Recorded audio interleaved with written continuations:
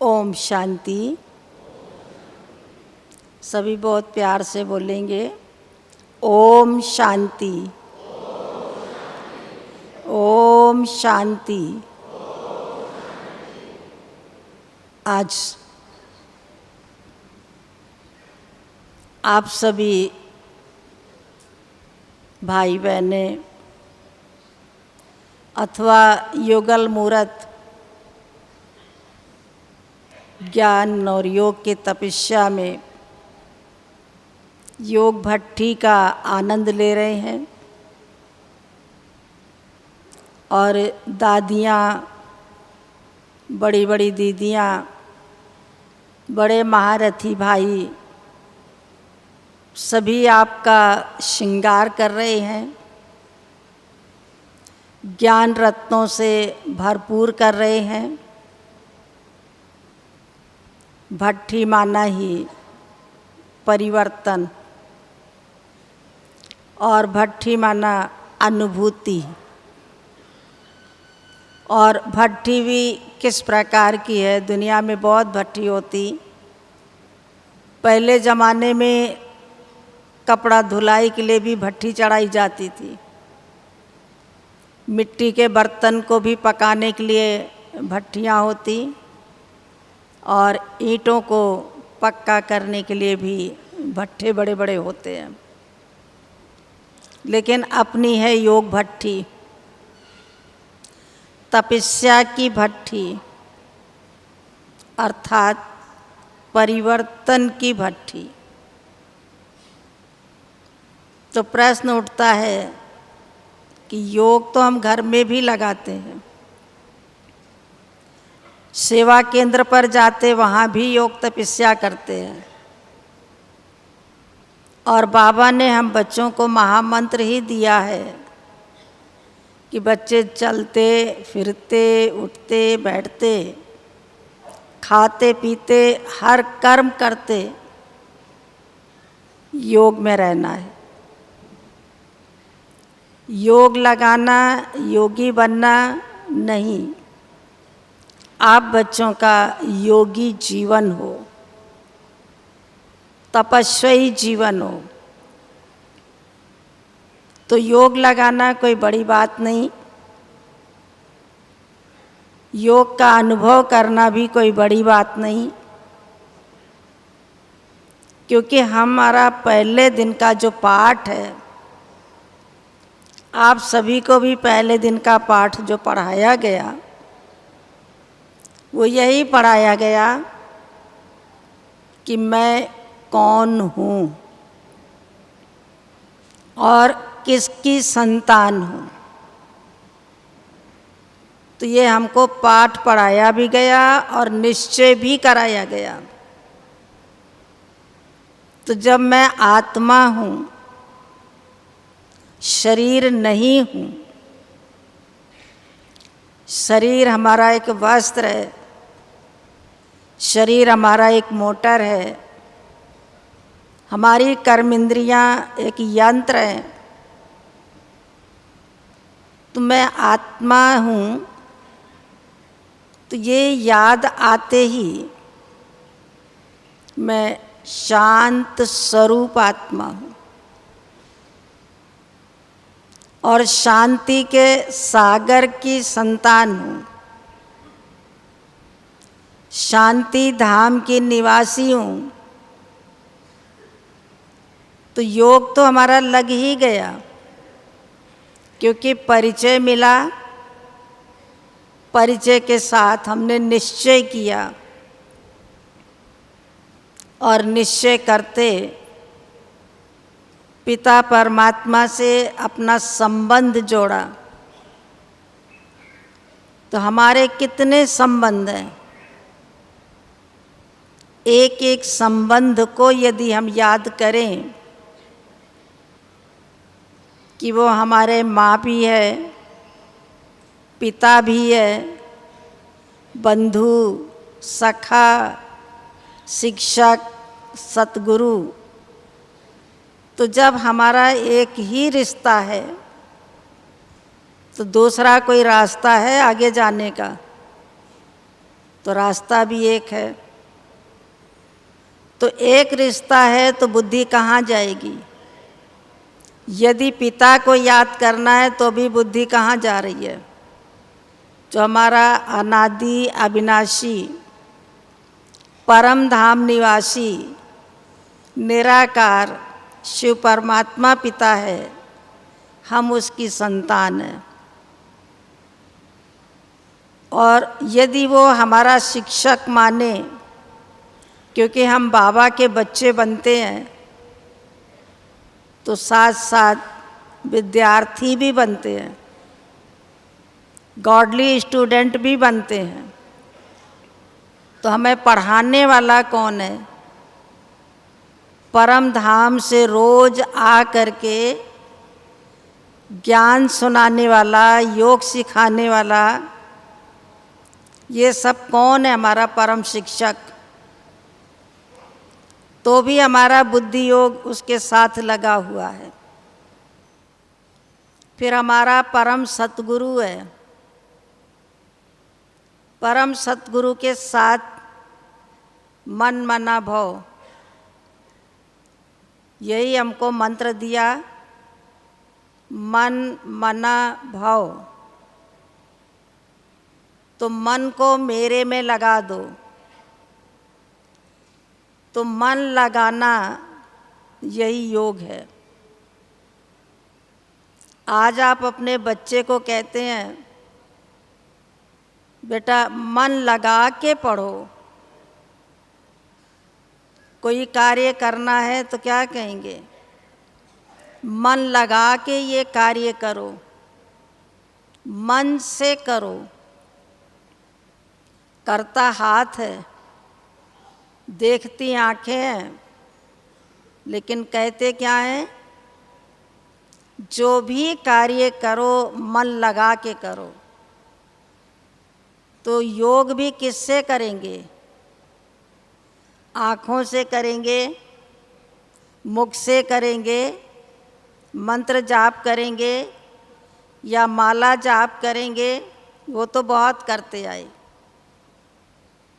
और सुनते भी आए कि कर का मन का छोड़ के मन का फेर, क्योंकि माला फेरत जुग गए, गया न मन का फेर।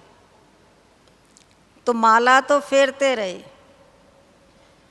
मंदिर में भी गए, का मंदिर में बैठे मन मंडी में घुमाते हैं और घुमाते हैं माला, सारा शहर घूम आते हैं। अब तुम ही बताओ वो ध्यान क्या करेगा? तो बाबा भी कहते मन से मुझे याद करो। तो जो बात हम बच्चों को सिखाते हैं कि मन से काम करो, मन से पढ़ाई पढ़ो, मन लगा करके पढ़ो, बुद्धि को एकाग्र करके पढ़ो। जब एकाग्र करेंगे तब ही तो आपको याद होगा पाठ। तो हम भी चलते फिरते उठते बैठते मन लगा करके ही काम करें। तो हमारा मन कहाँ होगा? कहते यहाँ हमारा तन होगा और वहाँ हमारा मन होगा। तो वहाँ से मतलब है बाबा के साथ और अपने घर परम धाम।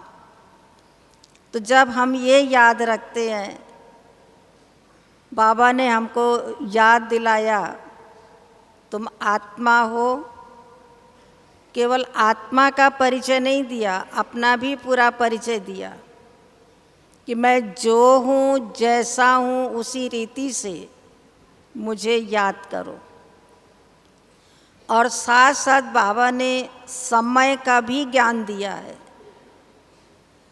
जब हम समय याद रखेंगे कि अभी संगम युग है, और संगम युग माना दो का मेल,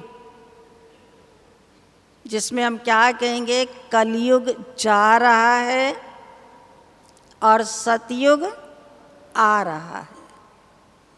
जब सतयुग आ रहा है और बाबा हम बच्चों को सतयुग की बादशाही स्वर्ग का वर्षा देने आए हैं, नरक से स्वर्ग में ले चलने के लिए आए हैं, तो समय पर कौन सा कार्य करना वो हमको ज्ञान दिया।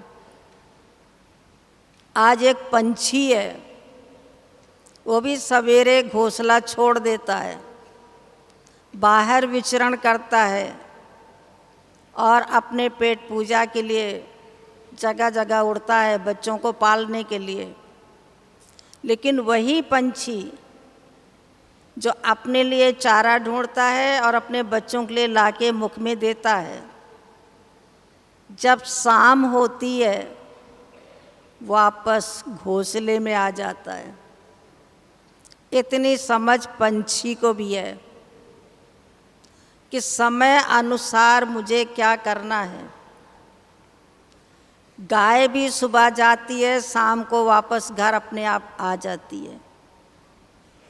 तो हम आत्माओं को बाबा ने जब ये समय का ज्ञान दिया कि संगम युग है, तो जब हम समय को याद करते हैं तो घर वापस जाने का भी है और सतयुग में आने का भी समय। उसकी कमाई हमको यहाँ करनी है और उस कमाई का आधार, राजाई पाने का आधार योग बल है। संगम युग रिकॉर्डिंग का युग है। जब कोई रिकॉर्डिंग की जाती है बहुत ध्यान से किया जाता है, यहाँ तक कि रिकॉर्डिंग रूम को साउंड प्रूफ बनाते हैं। अभी हम अपने 84 जन्मों का रिकॉर्ड तैयार कर रहे हैं, आत्मा में रिकॉर्ड भर रहे हैं। तो हमें कितनी सावधानी से करना होगा। अगर हमारा रिकॉर्ड भरते भरते कहीं फॉल्ट हो गया तो वो समय पर वही प्ले होगा जो हमने भरा है। हमको पूज्य बनना है तो ये भी ध्यान से करना है। बाबा ने लक्ष्य दिया है कि नर से श्री नारायण और नारी से श्री लक्ष्मी बनना है। तो नर से नारायण बनने के लिए मुझे क्या करना है? अपने आप को भी तो तराशना है, अपने आप को सर्वगुण संपन्न 16 कला संपूर्ण बनाना है। राजाई 3 प्रकार से मिलती है। एक राजाई तो है बहुत धन दान किया, धन के बल से राजा के घर में जन्म ले लिया, या बाहों बल से चढ़ाई करके लड़ाई करके राज्य ले लिया। और साथ में एक है जो बाबा हम बच्चों को अटल अखंड सुख शांति में राज्य 21 जन्मों के लिए देते हैं। तो वो लड़ाई और चढ़ाई बाहों बल से नहीं, धन के बल से नहीं, लेकिन वो राजाई किसके बल से मिलेगी? योग बल से। तो मुझे राजाई लेनी है और यही समय है राजाई के संस्कार भरने के। तो योग तो लगाना नहीं पड़ेगा, लगा रहेगा। देवताओं के लिए कहा गया कि उनके नयन, उनके मुख, उनके हस्त, चरण एक एक अंग कमल के समान। मुख कमल, नयन कमल, हस्त कमल, चरण कमल। तो हमारे को देखना है कि हमारे नयन कमल समान बने। हमारे मुख से जो भाषा है या मुख हमारा कमल समान बना, मेरे हाथों से वो शुभ कार्य हो रहे हैं, तो हमारे कर्म भी कमल समान, हस्त कमल समान। इसलिए लक्ष्मी को कमल पुष्प का आसन दिखाया है। तो जब ये हम याद रखते हैं तो हमारा योग निश्चित है, लगा रहता है, लगाना नहीं पड़ता है। जो बाबा ने हमें दिनचर्या दिया, जो बाबा ने हम बच्चों को लक्ष्य दिया, तो जब हम लक्ष्य को याद रखेंगे, सब आत्मा से ही रिलेटेड है कि मैं आत्मा शांत स्वरूप हूँ। अपने स्वरूप को याद करना, फिर साथ साथ अपने स्वधर्म को याद करना, क्योंकि बाबा ने हमको बताया आत्मा का स्वधर्म शांति और पवित्रता। तो जन्म से बाबा ने वरदान दिया, पवित्र भव, योगी भव। ये पहला वरदान बाबा ने दिया। तो अपना स्वधर्म याद रखेंगे तो भी योग लगा रहेगा। फिर बाबा ने कहा, बच्चे अपना स्वकर्म याद रखो कि मुझ आत्मा का स्वकर्म क्या है। तो रोज हम बाबा के महावाक्य सुनते हैं, सुख देना, सुख लेना, ना दुख देना, ना दुख लेना। जो भी हमारे कर्म बाबा विश्व कल्याणकारी है और बच्चों को भी विश्व कल्याणकारी बनाते हैं। तो जब अपने स्वकर्म को याद रखेंगे तो निश्चित है बाबा भी याद रहेगा कि बाबा कल्याणकारी के हम बच्चे कल्याणकारी हैं। फिर अपने स्वकर्म के साथ स्वलक्षण भी याद रखना है, क्योंकि लक्षण ही हमें लक्ष्य तक पहुंचाएगा। तो वो लक्षण स्वतः आएगा। तो हमारा स्वलक्षण क्या है, जिसको सुलक्षण भी कहें। किसी प्रकार का हमारे लक्षण में कु शब्द न जुड़ा हो। आप देखेंगे अगर अपनी स्मृति, वृत्ति, दृष्टि, कर्म, संस्कार, चलन, सब में यदि कहीं कु जुड़ गया तो क्या हो जाएगा, अच्छा या बुरा। समझो स्मृति में या हमारी बुद्धि में कु जुड़ जाए तो क्या होगा, क्या कहेंगे, कुबुद्धि कहेंगे ना। और दृष्टि में कु लग जाए तो सभी समझते हैं, कोई जवाब नहीं दे रहे हैं, क्या कहेंगे, कुदृष्टि कहेंगे, कुवचन कहेंगे। कर्म में कु लगा तो कुकर्म कहेंगे, चलन में कु लगा तो कुचलन, संस्कार में लगा तो कुसंस्कार। लेकिन बाबा ने हम बच्चों को कहा तुम्हारे स्वलक्षण यानी सुलक्षण हो तो कु हट जाएगा और सु लग जाएगा, तो सब अच्छा अच्छा होगा, श्रेष्ठ होगा। तो श्रेष्ठ कर्मों का ज्ञान देने वाला कौन है, ज्ञान सागर बाप। तो बाबा से हमारा बुद्धि योग लगा रहेगा। और फिर स्वलक्षण के साथ हमारा स्वलक्ष्य क्या है, मनुष्य से देवता बनना। तो देवताई गुण स्वतः आते जाएंगे। जन्म से कोई डॉक्टर नहीं होता, इंजीनियर नहीं होता, वैज्ञानिक नहीं होता, नेता अभिनेता नहीं होता। जब जीवन का लक्ष्य बना लेता है तो स्वतः वो लक्षण आते जाते हैं। बाबा ने हमको स्वलक्ष्य दिया है कि देवता बनना है।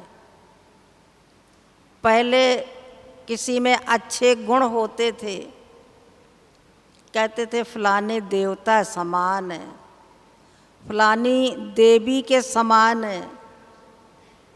लेकिन अब अगर किसी के अंदर अच्छाई है तो देवता से नहीं जोड़ते हैं। किसी का गला बहुत अच्छा है, आवाज़ सुरीली है, तो उसको क्या कहेंगे?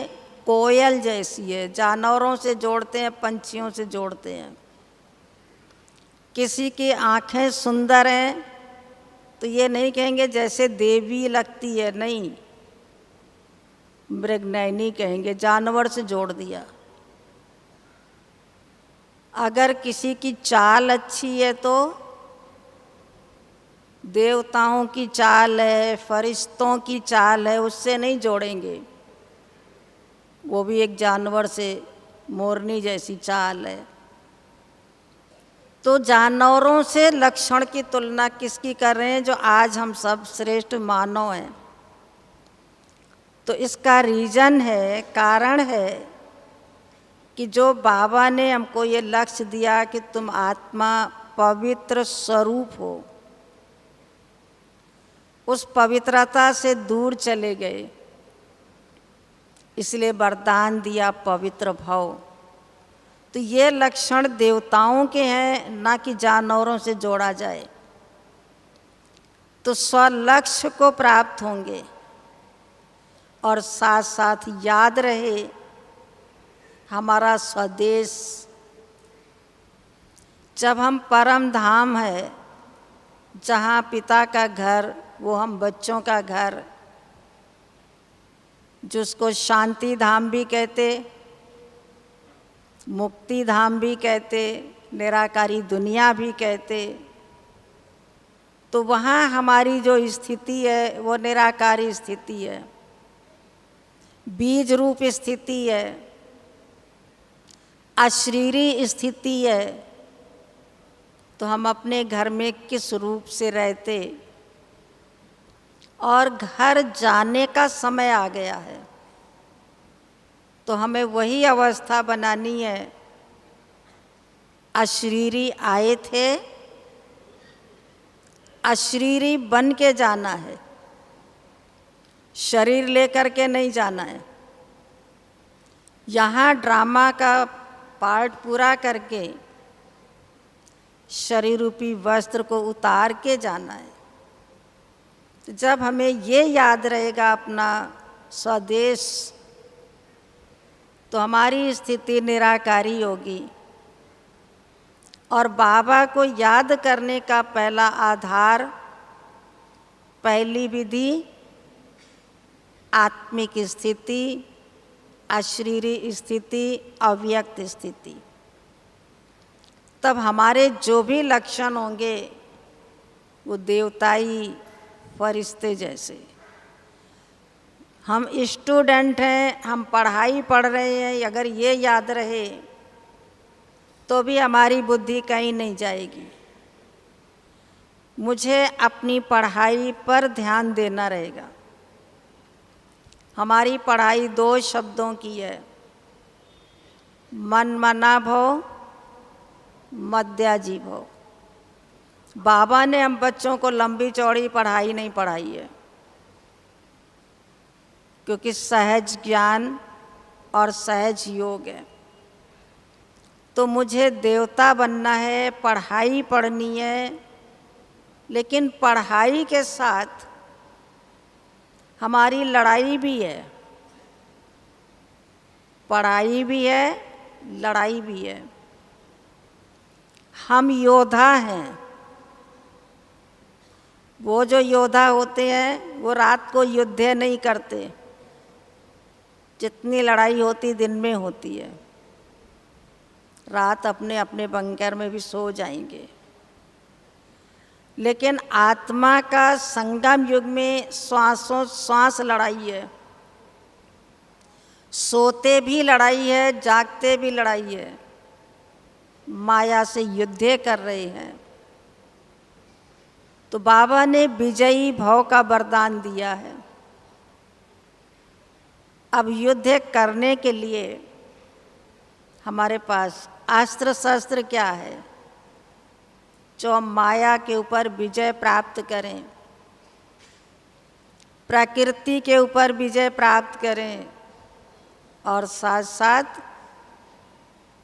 इंद्रियों के ऊपर भी विजय प्राप्त करें। तो पहले समय के जो राजे लोग लड़ाई करते थे, उनके पास 3 चीज़ें होती थी। एक तो होता था तलवार, एटम बम से नई लड़ाई की थी। और दूसरा होता था हाथ में कवच, ढाल। और तीसरा बुलेट प्रूफ सदरी, जिसको कवच कहते हैं। तो बाबा ने हम रूहानी योद्धा को ये 3 चीज़ें दिया हुआ है। हमको ज्ञान की तलवार दी है।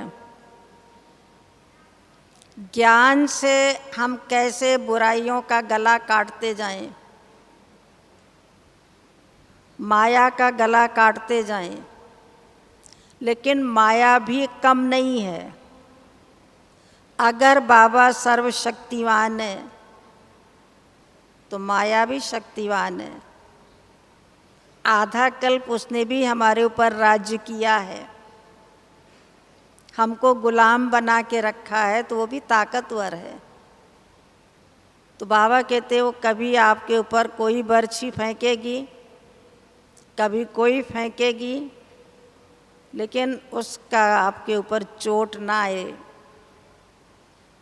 कभी मोह का होगा, कभी लोभ का होगा, सब पे विजय पा लेंगे 5 मोटे मोटे विकारों पर। तो निंदा का, स्तुति का, मान का, अपमान का, हानि का, लाभ का, दुख सुख का, बहुत सारे उसके औजार हैं लड़ने के लिए उसके पास। वो हथियार अपना काम करेगा। उसके लिए चाहिए ढाल, जिससे हम अपना बचाव कर सकें। तो बाबा ने हमको ढाल दिया है ड्रामा का ढाल। हर वक्त अपने आप को सेव करने के लिए और मन की शक्ति ना बर्बाद हो, वेस्ट ना जाए, व्यर्थ ना जाए, एकाग्रता बनी रहे, एक रस हमारी स्थिति बनी रहे, मन हिले नहीं। अंगद की तरह कैसा भी रावण की सेना हिलाना चाहे तो मन और बुद्धि दोनों पैर जमे रहें, स्थिर बने रहें, तो ड्रामा की ढाल है। जो हो रहा वो अच्छा, और जो भविष्य में होगा और अच्छा। जो हुआ फुल स्टॉप, ड्रामा में था, पूरा हुआ।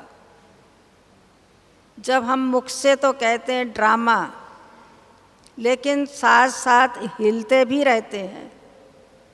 फिर ये भी कहेंगे क्या ड्रामा में मेरा यही पार्ट है, यही कल्प कल्प होगा। अब यहाँ हमारी बुद्धि हिल रही है। निश्चय बुद्धि से कहीं न कहीं छोटा छेद हमारी नाव में संशय का हो रहा है। ऐसा तो मैंने सोचा नहीं था, मेरे साथ ऐसा क्यों हो रहा है, मुझे बाबा का सहयोग समय पर नहीं मिल रहा है, अनुभूति नहीं हो रही है कि बाबा मुझे मदद भी कर रहे हैं। अब हमारी तो नैया हिल रही है। क्या इसको पक्का निश्चय कहें? तो ड्रामा पे भी पूरा निश्चय। और योग का कवच, हर वक्त अगर हमारा योग का कवच होगा तो माया की गोली असर नहीं करेगी। और यदि थोड़ी देर के लिए कवच छोड़ देंगे तो ये तो पता नहीं, क्योंकि माया तो निशाना लगा के बैठी है। जहाँ हमने थोड़ी लापरवाही की, आलस, अलबेलापन, संग दोष, किसी में भी आके अपने आप को थोड़ा सा हल्का किया,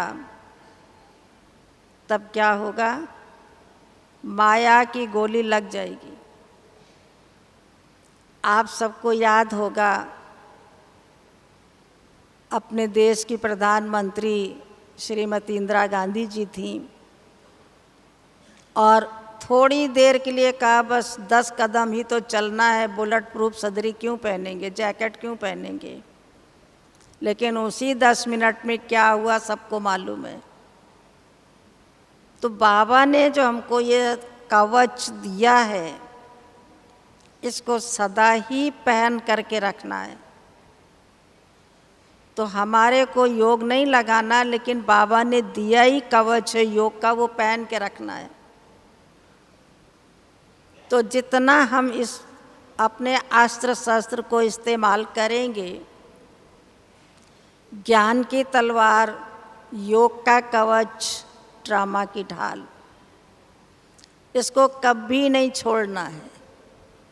और ज्ञान के अंदर वो ताकत है जो हमें बहुत सारे कमियों, बुराइयों से बचा के रखती है।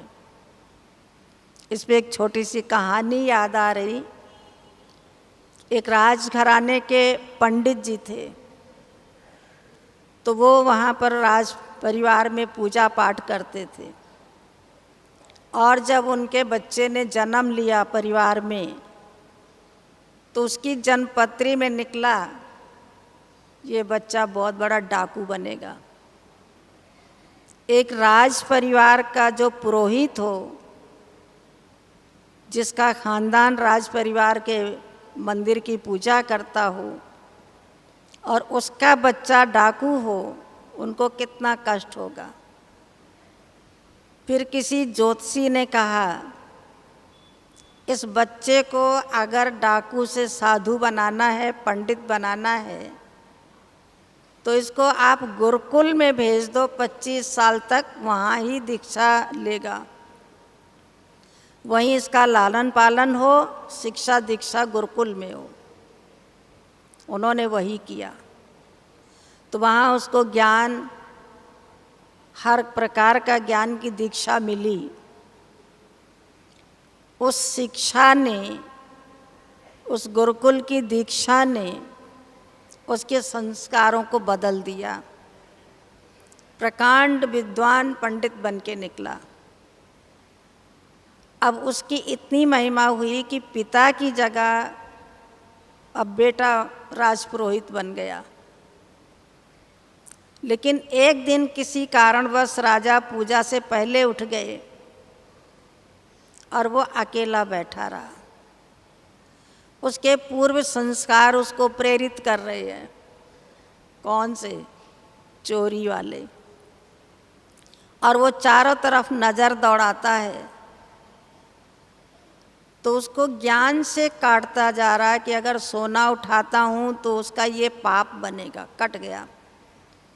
हीरे मोती उठाता हूँ तो उसका तो ये पाप हो जाएगा। एक एक वस्तु पूरे राजमहल में जहाँ जहाँ नज़र पड़ी, ज्ञान से वो काटता गया।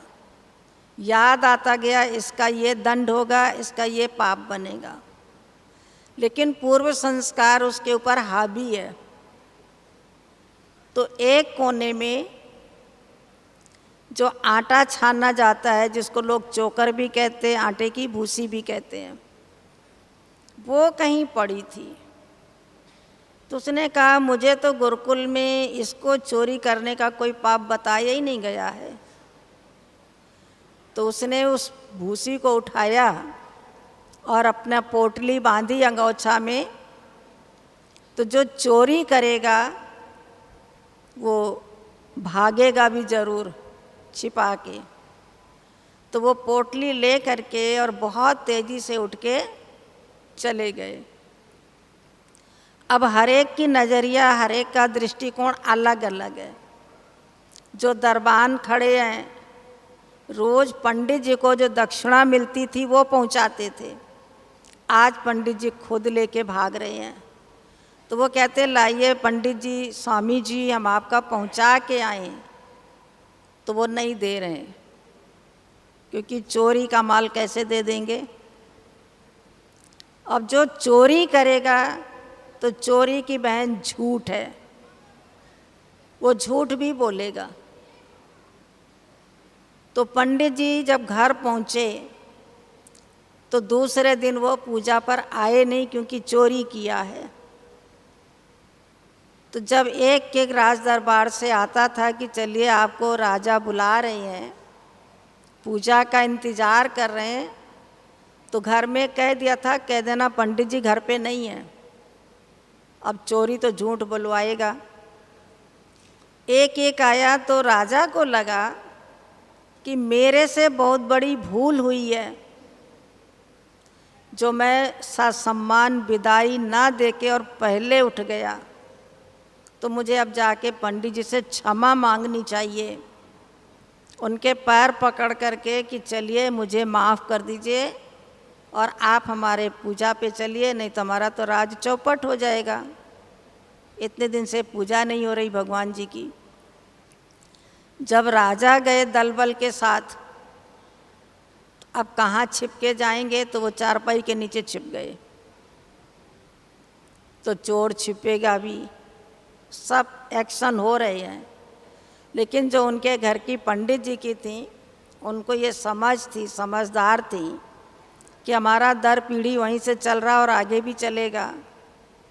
तो वो खुद राजा के आगे हाथ जोड़ के खड़ी हो गई, माफ़ करिएगा पंडित जी राजमहल से चोरी करके आए हैं। क्या चोरी किया? कहा भूसी उठा के लाए हैं। अब आप बताइए, भूसी का कोई दंड है? देंगे राजा दंड? उसको चोरी मानेंगे? नहीं मानेंगे। तो ज्ञान के आधार से, ज्ञान तलवार से जो बहुत कड़े संस्कार थे वो कट गए, और साथ में उसका कुछ भी फल पाप का नहीं, बल्कि राजा खुद उनके पैर छू रहे हैं कि चलिए माफ़ कर दीजिए मुझे, मैंने आपको विदाई नहीं दी। उस दिन से फिर वो सम्मान पूजा पाठ करने लगे। तो ज्ञान से हमारे सारे पुराने अशुद्ध संस्कार वो सब कट जाते हैं। इसलिए बाबा ने कहा ज्ञान माना समझ, और साथ साथ हमारा बुद्धि योग वहाँ एकाग्र होगा जब मेरा बाबा मीठा है, ये मीठा परिवार है, ये ब्राह्मण कुल हमारा सर्वोत्तम है, इतना महान है और संगम पर ही मिलता है। तो ये फरिश्तों का परिवार, ईश्वरी परिवार, तो ना केवल बाबा से प्यार, परिवार से भी प्यार, ब्राह्मण कुल से भी प्यार। तो बाबा कहते जब हमारा इतना श्रेष्ठ परिवार है तो हमारा प्यार कहाँ जाएगा? कहीं दुनिया में जाएगा? और कहीं हमारा आकर्षण होगा ही नहीं। और आकर्षण 3 बातों में होता है। कहते हम बहुत सत्य प्रिय हैं, हमको सच्चाई पसंद है, झूठ बिल्कुल पसंद नहीं है। और फिर क्या कहेंगे? कोई सुंदर चीज़ होगी वो आकर्षित करेगी। तो शिव बाबा की महिमा में क्या है? पहला ही शब्द आता है सत्यम, फिर शिवम कल्याणकारी और सुंदरम। तो हम और कहीं आकर्षित हो ही नहीं सकते हैं। और आकर्षण अगर इंद्रियों का है तो जो जो आकर्षित होते हैं उसकी रिजल्ट क्या है। आप देखिए, भंवरा रोशनी को देखता है, ये फूलों की सुगंध पे आकर्षित होता है, उसकी रिजल्ट अपने जीवन को गंवा देता है। इसी तरह से एक पतंगा है, रोशनी को बहुत सुंदर को देखता है, लेकिन देखने का सुख नहीं लेता, वो जल के अपने जीवन को समाप्त कर देता है। इस तरह मछली है, वो जीव के आकर्षण में फंस जाती है। तो बाबा ने कहा, बच्चे, जब तुम्हारा सुंदर परिवार है, सबसे सुंदर ये हमारा संगम युग का रिश्ता नाता है, और सबसे सुंदर हमारा बाबा है, तो हम और कहीं आकर्षित होंगे ही नहीं, कहीं आकर्षण नहीं होगा। इसलिए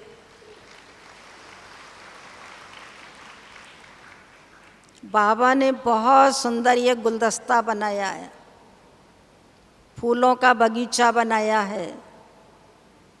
और बाबा कहते, बच्चे, फूल तो बहुत हैं, 3 प्रकार का फूल बनो। सबसे पहले रूहे गुलाब बनो, कांटों में रह करके खिला रहता है, खुशबू भी देता है।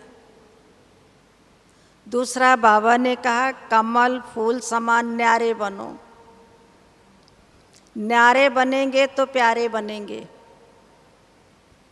और तीसरा बाबा ने बताया, सूरजमुखी बनो। सूरजमुखी क्या करता है? सुबह से शाम तक उसका संसार कौन है?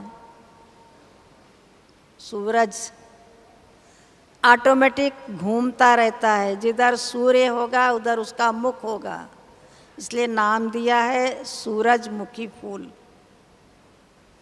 हमारा भी संसार कौन है? ज्ञान सूर्य, सर्वशक्तिवान, सर्व गुणों के भंडार, तो हम उसके बच्चे हैं। तो हमारा सुबह से शाम तक ऑटोमेटिक नज़र किधर हो? सूर्यमुखी फूल की तरह हमारा वही संसार है।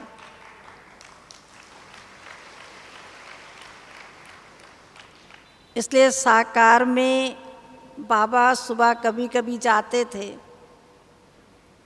तो बगीचे से डलिया में फूल ले करके आते थे और सामने रख देते थे।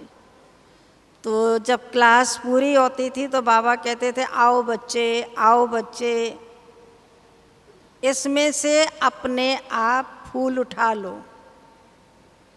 कौन से फूल हो वही उठाना। तो अपने आप को कौन सा फूल समझते हो? आप गुलाब के हो, बेला हो, चंपा हो, चंबेली हो, जो भी फूल बाबा के बगिया में होते थे, तो इतने बड़े पॉट में लाके बाबा क्लास में रख देते थे। अब आप सोचो कि जब आएंगे, आ तो गए, आओ बच्चे, बड़ी खुशी से मंच पर तो आ गए, लेकिन अब उठाएं कौन सा फूल? अगर आपको बुलाया जाए तो शायद आप भी उस समय दुविधा में पड़ जाएंगे। तो बाबा बीच बीच में बच्चों का पेपर लेते थे। आपने बाबा की तस्वीर में देखा होगा, टोली बांटते हुए, खुद बाबा अपने हाथ से बांट रहे हैं। तो क्लास के बाद रोज बाबा टोली देते थे। तो कभी कभी बाबा सभा में कहते थे, आओ बच्चे, आज आप बाबा की तरफ से टोली बांटो। एक भाई की तरफ से आए, एक बहन के, तो लगता था आज बहुत बड़ी लॉटरी मिली है। बड़ी फुर्ती से आते थे बाबा के पास, लेकिन हाथ जब बढ़ाते थे बाबा कहते, बच्चे ठहरो। तो 2 कमियां होती हैं, एक कमी तो माताओं बहनों में होती है और एक भाइयों में होती है। तो जब बहन हाथ बढ़ाती थी कोई माता, तो बाबा कहते थे, बच्ची ठहरो, 6 महीने से रोया तो नहीं है? अब आपको पता, कोमल दिल, 6 महीने में तो ज़रूर कहीं ना कहीं आंसू आए होंगे, चाहे परिवार की प्रॉब्लम हो, चाहे कहीं कोई ठेस लगी हो, आंसू तो आ जाते हैं। और भाई को कहते थे, रुको बच्चे रुको, 6 महीने से गुस्सा तो नहीं किया है। तो फिर क्या होता था, दोनों वहीं के वहीं खड़े रह जाते थे। तो बाबा कहते थे, बच्चे अब 6 महीने प्रैक्टिस करना, प्रतिज्ञा करना कि हम जोश आवेश गुस्से में नहीं आएंगे। और बहनों की तरफ क्या बोलते थे, अब हम कभी आंसू नहीं बहाएंगे। तो बाबा कहते थे, बच्चे रोता कौन है, विधवाएं रोती हैं। तो तुम्हारा तो शिव साजन है, अमर है, तुम क्यों रोते हो? क्या वो मर गया है क्या जो रोते हो? तो जब भी आंसू आए, कभी भी दिल में ऐसी बात हो, तो मेरा तो शिव साजन है, मैं क्यों रोऊं, मुझे क्या कमी पड़ी है, जो मुझे पलकों पर बिठा के ले चल रहा, मुझे दिल तख्त नशीन बनाया है, भविष्य में भी डबल ताजधारी बना रहा। अभी भी बाबा कहता, जिम्मेदारी का ताज, पवित्रता का ताज, बाबा अभी भी डबल ताजधारी। जिसने दिल रूपी तख्त पे बिठा लिया। तो इसी तरह से बाबा बच्चों को कैसे धीरे धीरे आगे बढ़ाते थे और हिम्मत देते थे, और एक एक बच्चे के अंदर जो विशेषता है उससे बाबा कार्य लेके आगे बढ़ा देते थे। अगर कोई डॉक्टर आए तो बाबा कहते थे, बच्चे तुम डबल डॉक्टर बन जाओ, जिस्मानी डॉक्टर तो हो, रूहानी डॉक्टर बन जाओ। अगर माता बाबा के सामने, अरे बच्ची तुम जगत माता बन जाओ, 4 बच्चों का कल्याण नहीं, सारे विश्व की कल्याणी जगत माँ बन जाओ। तो ऐसे बाबा इतना बल भर देते थे, उमंग भर देते थे, तो वो नशा चढ़ा देते थे। अगर कुमारी आए तो, अरे बच्ची तुम तो फूल हो, पवित्र फूल हो, सीढ़ी नहीं चढ़ी हो, उल्टी सीढ़ी उतरनी नहीं है, बहुत बाबा का नाम वाला कर सकते हो, 21 जन्मों का 21 कुल तार सकते हो। तो बाबा एक एक की विशेषताओं का, तो बाबा कहते समझो मैं विशेष आत्मा हूँ।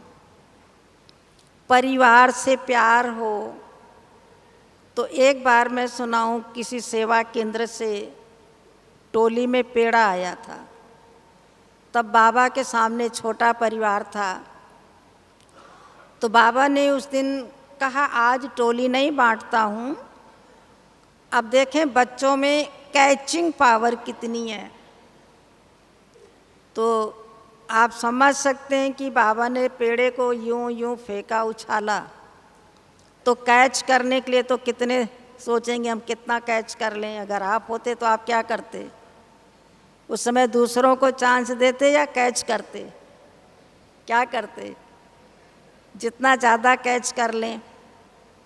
लिया, हमने भी 4 पेड़े कैच कर लिए, छोटे थे, दौड़ दौड़ के जल्दी जल्दी कैच कर लिया। तो बाबा ने फिर बुलाया, बच्चे इधर आओ, कितना पेड़ा लिया है? मैंने कहा बाबा मुझे 4 मिले, मैंने 4 ले लिया। बाबा ने कहा देखो बाबा ये सिखाता है कि जैसे पेड़े को कैच किया, ऐसे बाबा जो बताते हैं उसको कैच करो, उसको जीवन में धारण करो। अच्छा चलो ये तो हुआ, लेकिन ये पेड़े तो गिनती के थे, जितने बच्चे बैठे हैं सबके हक का एक एक था टोली। और जब तुमने 4 ले लिया तो 3 का हक तो मार दिया। तो ला कहता है कि वो 3 पेड़ा लाके बाबा के पास पॉट में रख देना था। मना मेरे बहन भाई हैं, उनको भी बराबर मिले, तो इससे परिवार का प्यार पता चलता है। तो फिर मैंने लाके 3 पेड़े बाबा को वापस दिया और एक अपना रखा। तो परिवार का प्यार रहे, परिवार बराबर का रहे, कोई ऊंचा नहीं कोई नीचा नहीं। बाबा की दोनों भुजाएं हैं, बाबा के नैनों के सभी नूर हैं। बाबा नूरे रतन कहते थे। फिर ऐसे एक दिन पहाड़ी पर गए, तब यहाँ चेरी बहुत होती थी, तो पत्तल का दोना बना के चेरी लेके आए। बाबा को मालूम है कि जो बच्चे ऊपर घूमने जाएंगे, दिलवाड़ा देखने चाहे अचलगढ़ देखने, तो पहाड़ियों से पैदल जाते थे, चेरी जरूर लाएंगे। और बारिश के दिनों में चेरी बहुत पकती थी, तो हम लाए और खुशी खुशी आपस में बांट खा लिए। बाबा ने कहा, बच्ची तुम घूमने गई कुछ नहीं लाई? मैंने कहा, बाबा मैं चेरी लाई थी। लाओ बच्ची, कहाँ है? देखो छोटी चीज़ में बाबा कैसे सिखाते थे। हमने कहा, वो तो बाबा सबने मिलके खा लिया। बाबा ने कहा, बाबा विश्व की बादशाही देता है और तुमने अपनी चेरी खा ली सब, बाबा को दिखाया भी नहीं। तो बड़ों से कभी भी बिना दिखाए नहीं खाना है, नहीं उठाना है। तो एक साकार बाबा, ब्रह्मा बाबा, इतनी बड़ी हस्ती, चेरी की कोई कीमत नहीं है, लेकिन उसमें भी बाबा ने शिक्षा दिया। तो जब परिवार से प्यार होगा तो ये परिवार किसका है? किसका है? फिर हमारी दृष्टि ये नहीं होगी कि हमारा दुनिया अलग है, लौकिक दुनिया है। यही हमारा परिवार है और ये बाबा का बहुत प्यारा संगम युग का परिवार है। तो बाबा भी याद रहेगा और परिवार से भी प्यार रहेगा। तो केवल बाबा से प्यार है, परिवार से नहीं, ऐसा नहीं। तो इसी तरह से बाबा ने छोटी छोटी बातें सिखाई। एक दिन बाहर बाबा का हाथ पकड़ के चल रहे थे, तो बाहर सड़क का कोई कुत्ता आ गया। बाबा ने कहा, बच्ची भगाओ इसको। तो मैंने कहा, बाबा पांडवों ने तो कुत्ता पाला था, तो एक आप भी पाल लीजिए। कहते, बच्ची मेरे बच्चे जो गॉड के बच्चे गॉड कहलाते थे, भगवान भगवती कहलाते थे, वो अब क्या बन गए हैं? GOD को उल्टा लिखो क्या होगा? तो कहा, उसकी पूंछ को 6 महीना भी नली में रखो तो टेढ़ा रहेगा। तो ये जो मेरे बच्चों के टेढ़े संस्कार हैं, इनको मैं सीधा कर रहा हूँ, तो क्या इससे वो कम है? तो मुझे उनको पालने की ज़रूरत नहीं है। जो शास्त्रों में आया है तो वही है कि संस्कार को नहीं बदल पा रहे हैं अपनी कमजोरी के कारण, तो उनको पांडवों ने पाला था, तो पांडवपति ने उनको पाला, इसकी ज़रूरत नहीं है मुझे। तो तुम बच्चों को अपने संस्कार को सीधा करके दिखाना है।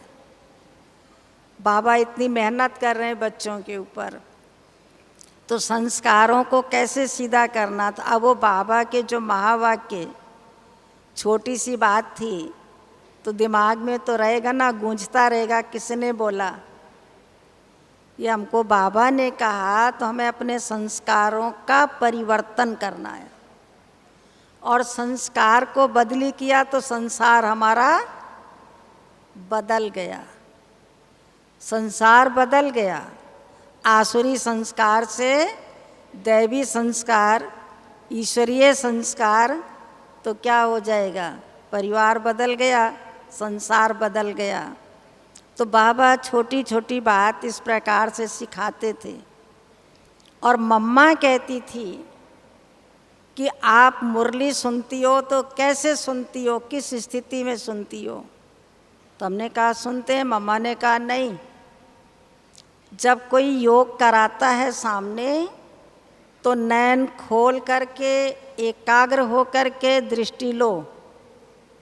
जैसे ड्रिल टीचर अगर ड्रिल कराए और ड्रिल करने वाला उसको नहीं देखेगा तो कैसे एक्शन करेगा। और मामा ने कहा कि जब बाबा महावाक्य उच्चारण करते मुरली चलाते हैं तो एकदम अव्यक्त स्थिति में सुनना, उसको ऑब्जर्व करना बाबा क्या कह रहे हैं, और नहीं तो माया वो ही बीच में ले लेगी और ताकतवर हो जाएगी तो तुम्हारे ऊपर माया वार करेगी, तो मुरली की ताकत तुम्हारे पास नहीं रहेगी। तो मुरली को भी एकाग्र हो करके सुनेंगे तो बाबा से एकाग्रता की लगन योग में हमको मेहनत नहीं करनी पड़ेगी। तो ऐसे बहुत बातें बाबा ने सुनाई। और दादी जानकी का एक मैं सुनाती हूँ, समय पूरा हुआ, कि संग दोष कैसे लगता है। दादी ने कहा जागते हुए व्यक्ति से तो नहीं, सोते हुए व्यक्ति से भी लगता है। मैंने कहा दादी वो कैसे? तो कहा कि अगर एक रूम में 4 लोग 5 लोग 8 लोग सोए हुए हैं, 8 खटिया का भी कमरा है, बेशक मधुबन में भी आए हैं, तो सवेरे जब गीत बजता है अमृत वेले का, मेरे लाडले जागो, तो आँख खुलती है। आँख खुल के उठ के बाबा से गुड मॉर्निंग ना करके वो देखते कौन उठा है और कौन अभी सोया है। तो सोचते हो अभी तो कोई उठा ही नहीं है, तो ऐसा करता हूँ 5 मिनट के बाद उठेंगे। तो संग ने 5 मिनट को 4:45 बजा दिया, नींद में सो गए। मना इतना संग दोष से बचना है। जो बाबा ने कहा बच्चे संग दोष अन्न दोष, तो कहाँ कहाँ संग हमारे ऊपर वार करता है, इस पर जब हमारा ध्यान रहेगा तो बाबा में भी ध्यान रहेगा और योग लगाने के लिए मेहनत नहीं करनी पड़ेगी। और वो बाबा हमें सारी गुणों का, शक्तियों का, ज्ञान का, संबंध का, सब प्रकार की अनुभूति कराएंगे। जिस रूप से याद करेंगे वो अनुभव होगा। और ज़रूर है इस भट्टी से यही संकल्प करिएगा कि मुझे अब अनुभव करना है, योग नहीं लगाना है, अनुभव मूर्त बनना है, अनुभवी बन करके औरों को अनुभवी बनाना है। बस ये संकल्प करेंगे तो ज़रूर है अटेंशन रहेगा और वैसा ही करेंगे। तो ऐसे शब्दों के साथ आप सबसे मिलने का मौका मिला। बहुत भाग्यशाली है जो दूर दूर से आए हुए हमारे भाई बहन हमको मिले, तो हम अपने को धन्य समझते हैं, हमारा परिवार मिला। और ओम शांति।